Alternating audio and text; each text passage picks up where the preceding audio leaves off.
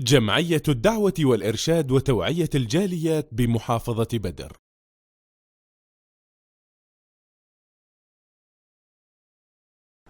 আসসালামু আলাইকুম ওয়া রাহমাতুল্লাহি ওয়া বারাকাতুহু। আলহামদুলিল্লাহ ওয়াসসালাতু ওয়াসসালামু আলা রাসূলিল্লাহ ওয়া বাদ। সুপ্রিয় দর্শক ও শ্রোতা বন্ধুগণ, আমরা রমজান মাসে উপনীত হয়েছি। এই মাসটি সম্পর্কে আমরা সকলেই জানি। 12টি মাসের মাঝে শ্রেষ্ঠ মাস হলো রমজান মাস, যে মাসে মহান রব্বুল আলামিন ইসলামের অন্যতম একটি রুকন সিয়াম সাধনা ফরজ করেছেন। স্থানের দিক দিয়ে শ্রেষ্ঠ স্থান হলো মক্কা মুকাররমা, আর সময়ের দিক দিয়ে শ্রেষ্ঠ সময় এই রমজানের এই সময়। এই রমজান মাসে একজন মুসলিমের জন্য প্রতিটি কল্যাণ নিহিত রয়েছে। কেনই বা নিহিত থাকবে না? এই মাসে আল্লাহ রাব্বুল আলামিন জান্নাতের দরজা খুলে দেন, জাহান্নামের দরজা বন্ধ করে দেন।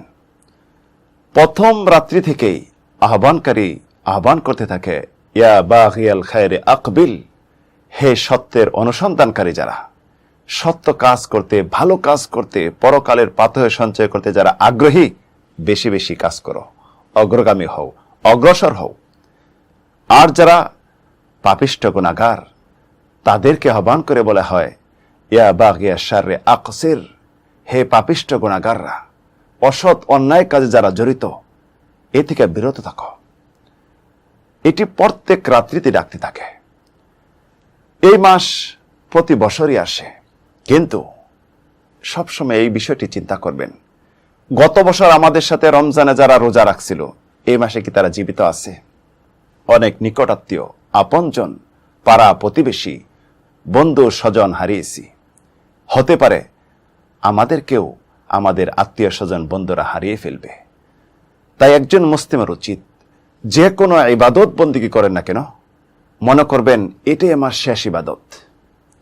এই যে রমজান মাসে আমরা উপনীত হয়েছি, হতে পারে এটা আমাদের শেষ রমজান। যখনই নামাজে দাঁড়াবেন, মনে করবেন এটাই আমার শেষ নামাজ। যখন পরোপকার করবেন, ভাববেন এটা আমার সবচেয়ে শেষ সময় পরোপকারের।